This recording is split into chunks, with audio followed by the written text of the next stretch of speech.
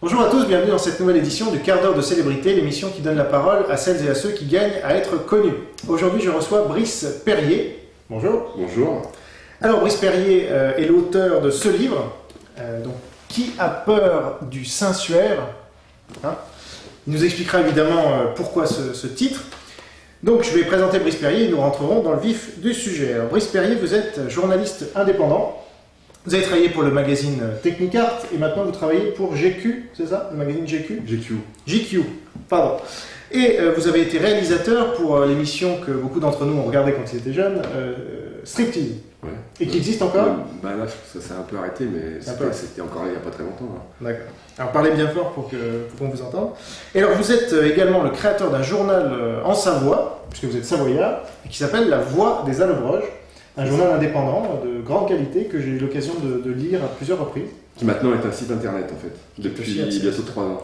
Et dont on a parlé récemment sur Enquête et Débat, parce que vous avez eu des problèmes avec la justice, mais plutôt des intérêts financiers importants qui vous veulent du mal. Oh, des intérêts financiers? Non, c'est pas des intérêts financiers. On a un problème avec un journaliste qui est poursuivi pour avoir couvert une manifestation et on l'accuse. En fait, on a poursuivi les manifestants, c'était un blocage de la gare de Chambéry, et on a poursuivi les manifestants et on le considère comme un manifestant. Ah. Et donc il est poursuivi parce qu'il n'a pas de carte de presse. On ne le considère pas comme un journaliste parce qu'il n'a pas de carte de presse. On a gagné en première instance, mais là le parquet fait appel. Donc on relaiera les informations que vous publierez sur le site. site. 15 septembre, en espérant qu'il n'y ait pas une jurisprudence inédite à Chambéry. Parce qu'il y a un enjeu dans ce procès, c'est effectivement qu'on considère tout journaliste sans carte de presse comme non-journaliste. Exactement. Voilà. Alors, vous sortez donc ce livre intitulé Qui a peur du sensuaire, et donc c'est à propos du fameux linceul de Turin dans lequel il y aurait eu Jésus, donc selon certains. Alors, première question, pourquoi vous êtes intéressé à ce sujet? Quelle drôle d'idée. Hein, ouais. Bah oui. Ben, en fait, c'est un peu... À la base, je me suis intéressé parce que j'ai un cousin de mon grand-père maternel qui est prêtre et biophysicien et qui est un passionné du linceul de Turin depuis des décennies. Et il a mis au point une théorie sur la formation de l'image du linceul par une irradiation à partir de molécules, sur le deutérium, sur les molécules qu'on a dans le corps. Et donc lui, il pense qu'il y a une irradiation à partir de cette molécule qui a envoyé des protons et des neutrons, parce que dans le deutérium, il y a un proton et un neutron. Donc on démarre tout de suite sur quelque chose de très complexe. Assez, ouais. Mais sans rentrer dans le détail, donc lui, il a fait cette théorie qui est assez extraordinaire. Donc je ne sais pas du tout si elle est vraie ou fausse. Mais il m'en a parlé et ça m'a un peu intrigué. Après, il m'a aussi expliqué que le linceul avait été à Chambéry, donc Chambéry c'est ma ville. Voilà. Donc ça fait deux coïncidences. Ça fait deux coïncidences. On est quasiment dans le mystique. Et donc je suis, comme je suis très attaché à la Savoie et ma ville de Chambéry, donc ça m'a mis aussi et ça m'a intéressé. Donc j'ai essayé de me pencher un peu là-dessus. Et en fait, on avait fait un petit article assez marrant, dans le futur, un peu futuriste, dans le dernier numéro du journal écrit, où on parlait du retour du linceul de Turin à Chambéry en 2020. Et bon, ça n'avait pas de prétention, c'était la fiction. Et un ami réalisateur qui lisait mon journal m'a dit « Ah, mais c'est intéressant ce sujet, il faudrait qu'on fasse un film là-dessus. » Et donc au début, on avait pensé faire un documentaire. Et finalement, ça ne s'est pas fait, mais comme j'avais commencé à bosser dessus, je me disais que c'était intéressant de faire un bouquin, d'autant qu'il n'y avait jamais un journaliste qui avait fait une enquête sur le sujet, alors qu'il y a eu beaucoup de livres sur le sujet, mais ça n'avait jamais été traité de façon journalistique. Alors, comment et donc, comme j'avais commencé à travailler pour le film, j'ai proposé ça à Florent Massot, il a tout de suite accepté le projet, et du coup, je me suis lancé dans le bouquin. Donc c'est aux éditions Florent Massot. Et alors, très bon éditeur. Très bon éditeur, ouais, forcément. Très bon confrère, donc. Et alors, bon, moi j'ai lu votre livre, hein, ça m'a pas beaucoup coûté d'ailleurs parce que c'est passionnant. Il y a, à la télé, ils sont toujours là à dire oui, votre livre est le meilleur jamais écrit. Bon, nous on n'est pas à la télé, mais donc on parle sincèrement, et donc je l'ai lu, ça m'a beaucoup intéressé. J'avais lu déjà quelques autres livres, notamment de Paul-Éric Lenrue sur le sujet, j'étais beaucoup plus jeune. Il y a 15 informations par page, c'est très fouillé, et alors ce qui est passionnant, c'est que vous êtes vraiment journaliste, donc vous allez voir sur un sujet aussi sensible que celui-là, des deux côtés, et même au-delà, vous allez contre-enquêter, etc. Alors, ma question, déjà, c'est qu'à la fin de ce livre, on se dit, on a plutôt tendance à pencher du côté que ça pourrait être vrai. Alors, est-ce que c'est votre conclusion aussi? Ça pourrait être vrai. Ouais. Mais ça pourrait être faux aussi. D'accord. Mais Moi, vous n'invalidez pas la thèse. Vous n'invalidez pas la en fait, thèse ce que je dis, c'est que, mais là vous donnez direct la solution, c'est qu'en fait, l'objet a pas été étudié de façon assez rigoureuse et certaine pour qu'on soit fixé aujourd'hui. Et on dit que c'est l'objet le plus étudié au monde, mais quand on gratte un peu, on trouve que c'est peut-être l'objet le plus mal étudié au monde. Et du coup, comme tout est contesté, moi je suis ni scientifique, ni religieux, ni expert, et j'ai surtout pas eu à disposition cet objet pour le faire expertiser par des gens fiables. Donc je ne me prononce pas en fait de savoir s'il est vrai ou faux. Par contre, ce que je dis, c'est qu'aujourd'hui, il y aurait la technologie et les moyens d'être fixé sur toutes les questions qui se posent encore, et que ça, c'est juste une question de volonté à la fois du monde scientifique et du monde catholique en fait, des institutions catholiques. Oui, parce que ce sont elles qui détiennent les droits, disons, de montrer et de faire expertiser. Le sanctuaire appartient au pape depuis 1983. Donc c'est récent. C'est récent. Avant, il appartenait à qui? À la maison de Savoie, c'est ça aussi qui m'a intéressé, parce que c'est très lié à l'histoire de Savoie, qui n'était pas la France. Et alors, donc vous dites, vous êtes le seul journaliste, parce qu'il y a des centaines de livres sur le suaire, non? On m'a dit qu'il y en avait eu 1200. Bon, comment vous expliquez qu'il n'y ait jamais eu de journaliste vraiment pour faire un livre sur le sujet? Alors ça, je ne l'explique pas, parce que ça m'a vraiment stupéfait, et encore là, j'ai eu un spécialiste du sujet en Italie qui m'a dit qu'il n'y avait jamais eu un livre, même en Italie. Un spécialiste américain m'a dit qu'il n'y a jamais eu de livre de journaliste. En fait, c'est un sujet qu'on touche un peu avec des pincettes, et du coup, il est focalisé par des partisans, en fait. Des partisans, toi qui sont pour, la plupart sont pour la thèse du vrai. La plupart des livres consacrés à ça vont plutôt dans le sens du vrai. Et puis de l'autre côté, vous avez des partisans du faux aussi, qui sont très tranchés. Mais en fait, c'est cantonné à des partisans. Donc le but de ce bouquin, c'était de faire un truc qui n'était pas partisan, justement. Et alors, par contre, les journalistes, eux, s'intéressent à votre livre. Et donc, on montre VSD qui vient de sortir et qui en parle, qui même en une. C'est enquête sur un éternel mystère. Donc, ça veut dire qu'il y a quand même un intérêt de la part des journalistes, mais jamais pour enquêter. C'est-à-dire toujours pour reprendre des travaux, soit d'experts, soit de journalistes, mais eux, ils n'enquêtent pas. Plutôt, d'ailleurs, l'article, c'est moi qui ai écrit, donc Voilà. il y a très peu de papier sur ce bouquin. On a pourtant envoyé beaucoup de services de presse.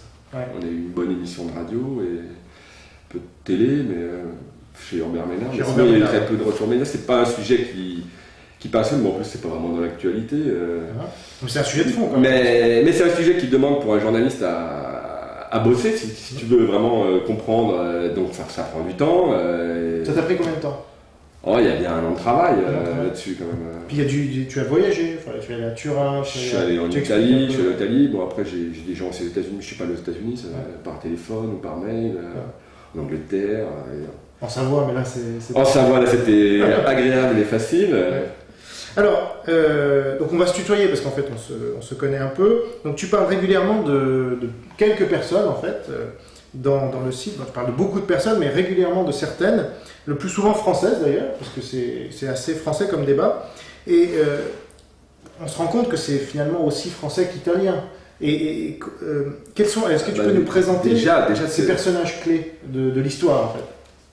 Les personnages clés de l'histoire de la Saône. Déjà le côté français, il est par l'histoire. L'objet est apparu de manière certaine, avant on ne sait pas où il est apparu un peu on ne sait où, en France, à Liray, dans les années 1350, voilà. Donc c'est en Champagne, pas loin de Troyes, donc déjà c'est marqué avec la France parce qu'il apparaît là. Après, il y a eu des pérégrinations, parce qu'il est arrivé, donc c'est un objet un peu sulfureux, en tout cas qui n'était pas authentifié, on ne savait pas d'où il venait. Et pendant 100 ans, ça a été un peu comme ça. Il est sorti, il a été recaché, il y a eu des conflits avec l'évêque de Troyes. Et puis, c'était des époques aussi très tendues, là, l'époque de la guerre de 100 ans, donc on planquait, il y avait des saccages et tout. Et puis, au bout d'un siècle, il est arrivé en Savoie, en fait. Il a été acquis par le duc de Savoie.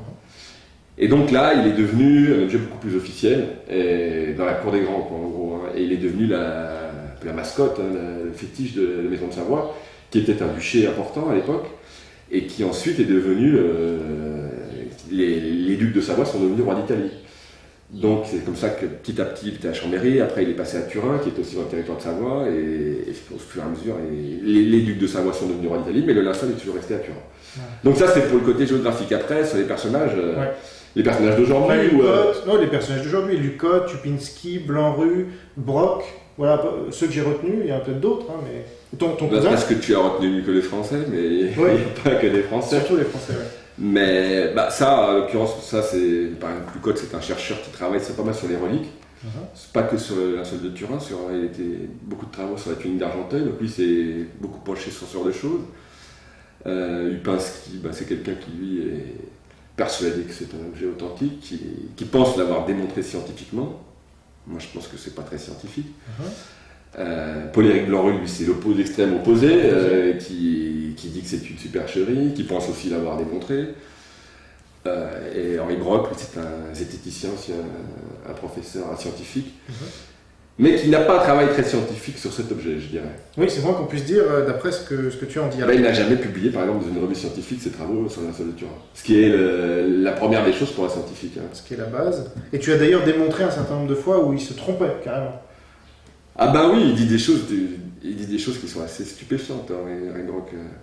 Par exemple, l'image de l'homme du linceul, c'est quelqu'un qui est nu. Ouais. On peut la montrer d'ailleurs, puisqu'avec VSD, mais je t'en prie. On peut la montrer avec VSD, donc c'est quelqu'un qui est nu et qui a les mains sur le sexe, donc qui cache le sexe. Mais voilà, vous ne voyez pas bien parce que, voilà, comme ça vous verrez. Comme ça ? Mais on va pas ses fesses, parce qu'en fait, là vous avez que la moitié de l'image. Je vais la rapprocher. Là vous avez que la moitié de l'image, parce qu'en fait c'est un linge qui fait 4 mètres, qui est censé avoir enveloppé un cadavre. Donc vous avez l'image recto verso. Là, ici vous avez juste l'image ventrale. Mais si on voit l'image de dos, on voit ses fesses. Et ce qui est, pour un faussaire, au Moyen-Âge, pose souci, parce que jamais personne n'osait représenter le Christ nu. Et d'ailleurs, toutes les copies qui ont été faites, ou la plupart des copies qui ont été faites du linceul, ont rajouté un pagne. Et alors Henri Brock, quand vous lui dites c'est quand même étonnant qu'un faussaire ait fait ça sans pagne, lui il vous dit non, à l'époque il y avait un pagne. Et c'est pas d'où il sort ça. Il sort un dictionnaire du 19e qui aurait dit ça, mais il suffit de regarder l'image pour voir qu'il n'y a pas de pagne, et il n'y a pas de raison que le pagne soit parti pour laisser apparaître des fesses par derrière. Donc il dit des choses assez énormes, mais bon.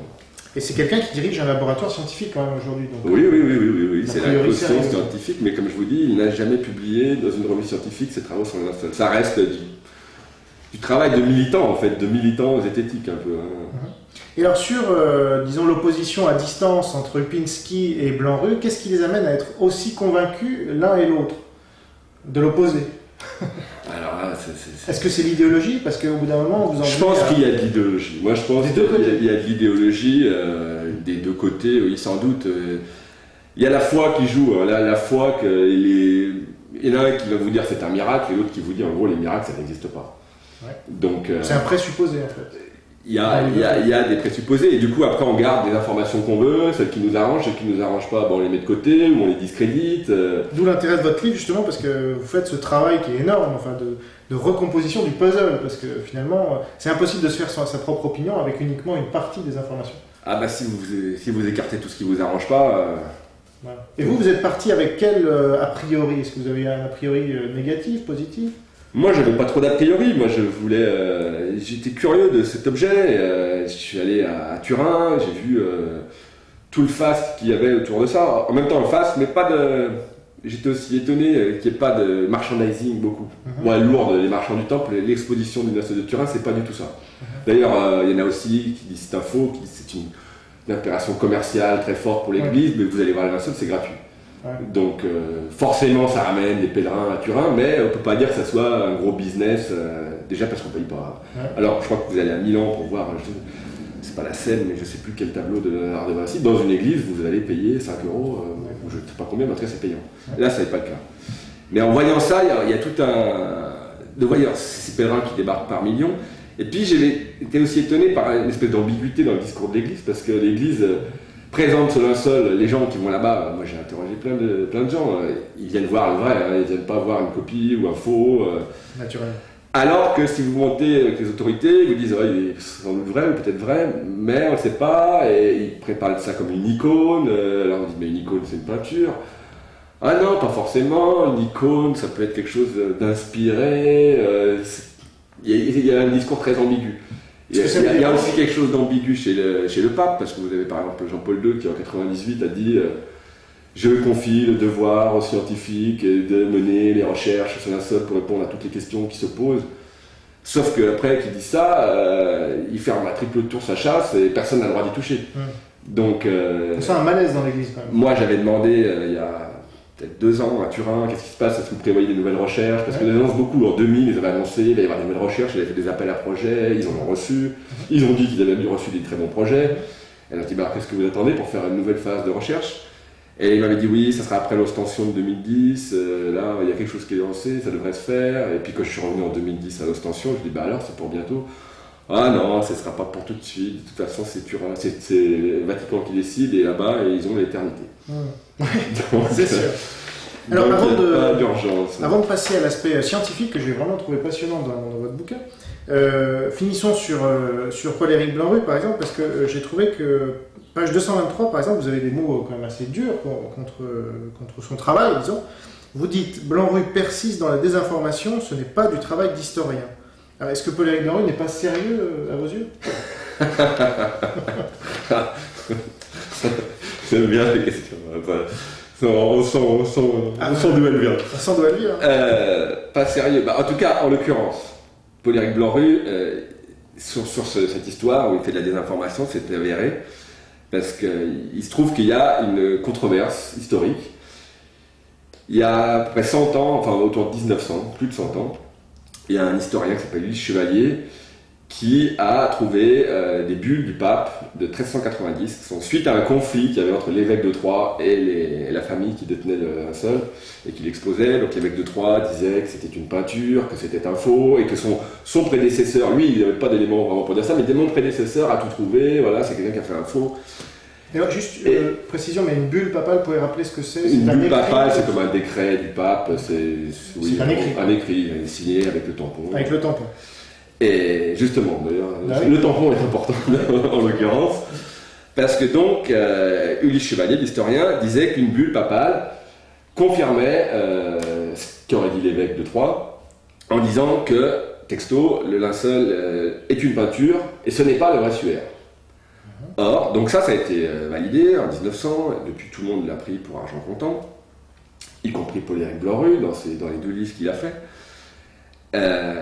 Et il se trouve qu'en 2006, un historien qui s'appelle Emmanuel Poul a fait des recherches parce qu'il avait vu en fait que cette bulle du pape, il avait vu une première version où il avait vu qu'il y avait des ratures.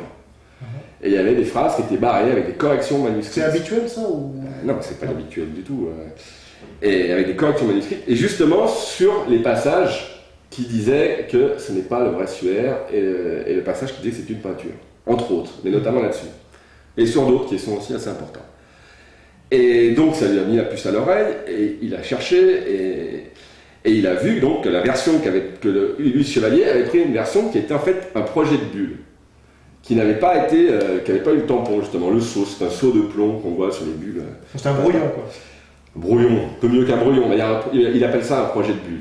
Et un projet de bulle qui aurait été corrigé, et il se trouve qu'il a trouvé la seule version. Donc il a dit, Ulysse Chevalier, il n'a pas été honnête, parce qu'il a choisi la version qu'il arrangeait, et il n'a pas notifié que cette version avait été corrigée. Et donc déjà, ça c'est d'une. Et ensuite, Emmanuel Poul, donc il a relevé ça, et en plus, 1 an après avoir fait son premier article, il a trouvé aux archives de Troyes le seul exemplaire de la bulle finale corrigée, paraturée, avec le sceau. Et cette bulle qui prend la version, donc qui ne dit pas que c'est un faux, qui a une formulation assez ambiguë, qui ne dit pas qu'il est vrai, parce que de toute façon on ne pouvait pas dire qu'il était vrai, parce qu'il arrivait de nulle part. À l'époque les reliques étaient très... il y avait une législation sur les reliques qui était stricte, justement parce qu'il y avait beaucoup de fausses reliques, donc pour présenter une relique, comme celle par exemple qu'il y a à Notre-Dame de Paris, vous avez la couronne d'épines encore, là c'était le roi qui avait fait ça dans les formes, qui avait pris ça, des reliques qui venaient directement ils avaient pris à des gens de Venise, mais ça venait directement de Constantinople, donc c'était un circuit très officiel, alors que là c'est pas du tout le cas. Donc d'où l'idée qu'elle aurait été volée en fait, donc quand elle est volée vous pouvez pas trop la présenter comme telle. Donc il y avait cette formulation ambiguë du pape, mais qui ne disait pas que c'était ni un faux, ni une peinture. Et il a trouvé à Troyes cette version bulle définitive. Et moi j'ai interrogé Paul-Éric Blanc-Rue, qui est donc un spécialiste du sujet, pour lui demander quelle était sa position sur cette controverse autour de la bulle et pourquoi lui avait pris la version du lit chevalier et ce qu'il pensait de Poole. Et il voulait pas bien me répondre. Déjà, il n'a jamais voulu me rencontrer, mais il m'a envoyé des mails, mais sans trop répondre à la question. Et puis, on me dit, oh, mais Poole, c'est pas important ce qu'il a fait. Et puis, moi, de toute façon, j'ai tout vérifié, j'ai été voir, j'ai tout vérifié un par un, les documents. J'ai vu que Ulysse Chevalier a dit la vérité, j'ai tout vérifié. Faites comme moi, allez voir. Alors, moi, je ne suis pas historien, donc aller aux archives, voir les textes en latin, c'est pas ma spécialité. Donc, j'aurais préféré qu'ils me disent, mais bon, il n'a pas voulu me dire, donc je suis allé à Troyes. Et je suis allé à Troyes. Et j'ai eu la chance à Troyes d'être accueilli par le directeur adjoint des archives, qui lui sait très bien le latin. Et donc on a vu la bulle qu'a vu Paul-Éric Blanc-Rue, qu'il dit avoir vérifié et que ça confirmait ce qu'avait dit le chevalier. Et soit il l'a pas lu, soit il a menti. Parce qu'en fait la bulle dit le contraire de ce qu'il dit dans son livre. D'accord. Et donc voilà, c'est pour ça que je dis qu'il n'a pas fait un travail d'historien, il a fait un travail de propagande historique en fait. Qui dit le contraire en fait des documents qu'il avance pour avancer sa thèse. Moi, ce que je trouve intéressant, c'est pas Paul-Éric Blanc-Rue, c'est le fait qu'on puisse être idéologique d'un côté ou de l'autre. C'est-à-dire qu'on nous présente toujours les gens idéologiques sur ce sujet parce qu'ils sont chrétiens. Et donc forcément, bon. Mais on se rend compte que, et vous le dites à un moment, je crois que j'ai noté, le rationalisme est combattu avec l'argument de la science. Vous signez... ouais. C'est-à-dire que des gens... Vous comprenez votre... Ah oui, mais alors ça c'était quand c'est en 1900 parce que c'était... Oui, page 102. Page 102, c'est un paradoxe. Vous expliquez que... C'est quel chapitre? Parce que je pense que c'est vers 1900, c'était un peu le paradoxe. Oui, c'est ça, c'est les débuts de la recherche. Parce que... Le rationalisme est combattu avec l'argument de la science. C'est un peu le monde à l'envers. Et oui, c'est vrai parce que en fait, c'était une époque où vous étiez... l'opposition entre les anticléricaux, la Troisième République et les religieux, c'était assez tendu. Ouais. Et c'est le début de la recherche scientifique sur le linceul parce que vous aviez cette image qui était assez floue et quand on a fait une photo avec le négatif, elle a révélé toute sa subtilité et donc c'était très particulier. Et ça a beaucoup intéressé les scientifiques. Et ils se sont mis, il y a eu une présentation à l'Académie des sciences par un type qui était un anatomiste très réputé à Paris, de la Sorbonne. Et du coup, qui n'était pas d'ailleurs lui, qui n'était pas un religieux, qui était quelqu'un d'agnostique, militant.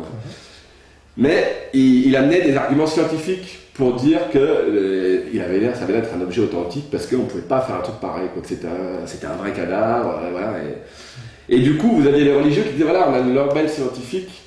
Alors que les rationalistes, eux, étaient plutôt dans l'histoire avec Ulysse Chevalier, mais la science était un peu contre eux parce qu'ils n'arrivaient pas à prouver le contraire. Donc c'était le paradoxe un peu, mais c'était 1900, ça. C'était 1900. Mais pour prendre les zététiciens, puisque aussi bien Paul-Éric Blanc-Rue que Henri Brock se disent, ou se sont longtemps dit, pour Paul-Éric Blanc-Rue, zététicien, on a des gens qui invoquent systématiquement la preuve, la science, etc.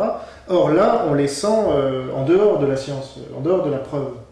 C'est ça qui est confondant. Ah bah je peux te dire, Henri Brock en l'occurrence, il fait des fossuaires. Il dit moi j'ai un fossuaire, il est exactement comme le vrai. Et je dis bah vous voulez pas m'en donner un pour qu'on le fasse analyser parce qu'il y a quand même des analyses qui ont été faites. On voit notamment une image qui est très superficielle, c'est très difficile à reproduire ça. On parle d'une dégradation de couleur aussi. Il y a des dégradés de couleur, mais surtout on n'a pas des dégradés de couleur parce qu'il n'y a qu'une couleur. C'est ça aussi qui est particulier. Ouais. Mais surtout c'est très superficiel, c'est sur 2 millièmes de millimètre. Ouais. Donc n'importe quelle peinture elle va absorber plus le tissu quoi. Et donc Henri Brock, je lui dis vous avez plein de suaires, vous pouvez m'en prêter un, je les fasse analyser pour voir. Il m'a dit non, mes suaires ne sortent pas de chez moi. Et il n'a jamais soumis ces faux suaires à une expertise scientifique. Et Paul-Éric Blanc-Rue avait fait avec Science et Vie une espèce de présentation où on sait faire, etc. Tout le monde a marché dans le panneau. Ouais. Mais c'était la même chose et ça n'a pas du tout été soumis à une exigence scientifique de regarder si ça correspond à l'original, quoi. Parce que vous reproduisez à un moment du livre le fossuaire qui aurait été reproduit qui a été reproduit par Paul-Éric Blanc-Rue, je crois. C'était pas lui qui l'avait fait parce que c'était aussi assez marrant cette histoire. C'est ça. C'était un médecin qui travaille à Marseille et qui avait fait une fausse copie selon la technique de Brock et Blanc-Rue, c'est la même, avec un bas-relief. Ouais. Et qui était censé pour Science et Vie, il a travaillé pour Science et Vie, et on lui avait dit tu vas travailler tu vas nous faire une analyse de médecin, l'anatomie, et un faux suaire. Mais il était persuadé que c'était un faux, et apparemment le journal aussi. Et donc il a commencé, il dit moi je vais vous montrer que c'est d'un faux, ça va être facile et tout. Donc il a été voir Henri Brock qui lui a appris sa technique. Mais en même temps il s'est penché sur le truc. Et en tant que médecin, il a été quand même étonné par les détails, notamment des taches de sang, les coulées sanguines, qui sont plus vraies que vraies en fait pour lui. Hein. Et donc il est arrivé au final avec la Sciences et Ville, leur a fait un rapport en leur disant quand même je suis troublé quoi. C'est peut-être pas un faux, je sais pas, mais je suis troublé. Et on l'a éjecté. Voilà. Et on l'a éjecté. Et donc ils ont quand même gardé sa copie de suaire pour la mettre dans le journal. Mais pas son témoignage. Mais son témoignage ils l'ont pas gardé. Et quand ils ont fait une présentation au Muséum d'Histoire Naturelle avec toute la presse, et qui a tout repris, hein, Le Monde, TF1, tout le monde a repris, on peut faire un faux suaire, c'était Paul-Éric Glorieux qui faisait le suaire à sa place. Et donc c'était facile, c'était très facile de faire un faux suaire, en 5 minutes on pouvait le prouver, et tout le monde a marché, tout le monde est tombé dans le panneau. Oui, y compris, c'est ce qui est encore plus grave, les journalistes scientifiques. C'est-à-dire ceux qui sont censés vulgariser la science. Ah bah Sciences et Vie, c'était, je fais un long passage quand même sur l'article de Sciences et Vie parce que c'est un modèle du genre de désinformation. Vous n'aurez pas un article chez eux en tout cas. Je sais pas, je sais pas s'ils ont lu le livre, on a dû leur envoyer parce qu'on l'a envoyé à peu près à tout le monde. Mais ils n'ont pas répondu, ils n'ont pas répondu. Alors, finalement, ma dernière question est assez simple. C'est d'ailleurs la première qu'on se pose quand on lit votre livre, puisque c'est le titre. Qui a peur du Saint-Suaire, alors, finalement ? Eh ben, qui a peur ? Alors ça, c'est aussi une question qui est intéressante. C'est pour ça que je vous la pose. Mais qui a peur, en fait, c'est... Qui a peur, moi, ce que je vois, ce qui m'a étonné, c'est qu'il y a une hostilité au linceul de Turin dans l'Église. Et... Parce qu'on pourrait croire qu'ils croient qu'il est vrai et qu'ils ont peur qu'il soit faux, quoi. Mais en fait, s'il est vrai, ça peut être plus problématique encore parce que c'est un objet, on ne sait pas comment il s'est fait. Et pour beaucoup, c'est la trace en fait, de la résurrection. Parce que s'il est authentique, c'est l'objet où Jésus est censé avoir ressuscité parce qu'il a été mis dans le tombeau et après on a retrouvé le linceul vide, c'est ce que disent les évangiles. Donc, phénomène extraordinaire, linge extraordinaire, voilà, qu'est-ce que ça peut être d'autre que ça ? Donc les gens pensent ça. Il y a aussi les taches de sang qui ont une nature particulière qui pourrait laisser penser que le corps se serait évaporé. Parce qu'elle ne laisse pas d'accroche quand elle... Eh ben, si c'est du sang comme beaucoup le pensent et comme des analyses ont été faites qui tendraient à le démontrer, on pourrait croire que quand on détache un cadavre avec une croûte de sang, vous allez avoir une marque d'arrachement. Là, il n'y en a pas. Donc ça, c'est une particularité.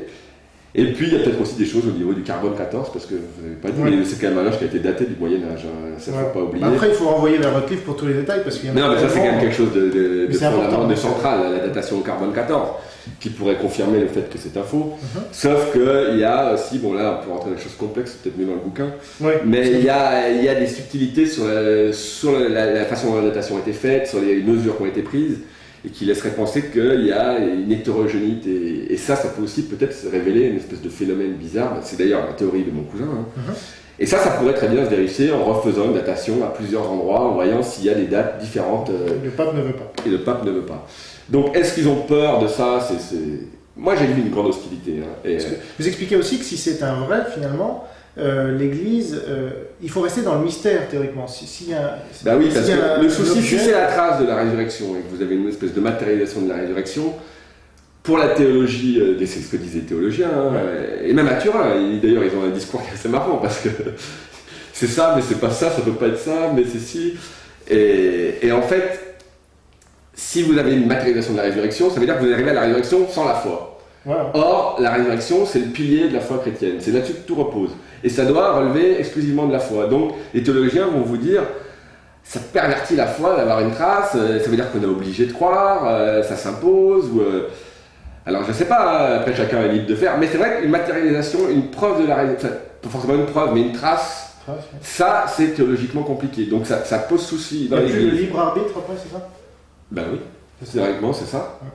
Et puis du côté scientifique, vous avez aussi des réticences ou des peurs de s'intéresser à ça, parce que ça fait, moi notamment un Américain qui lui a bossé là-dessus, me dit je trouve personne pour bosser sur le sujet, parce qu'ils ont peur des réactions, de ce qu'ils vont trouver, est-ce que ça va faire chier ou emmerder les chrétiens, ou alors est-ce que ça va dans leur sens, ou si ça va dans leur sens, on va se faire taper par les autres, par les rationalistes, donc on n'y touche pas. Et moi j'ai interrogé un gars du CNRS pour faire une interview, il m'a fait son interview.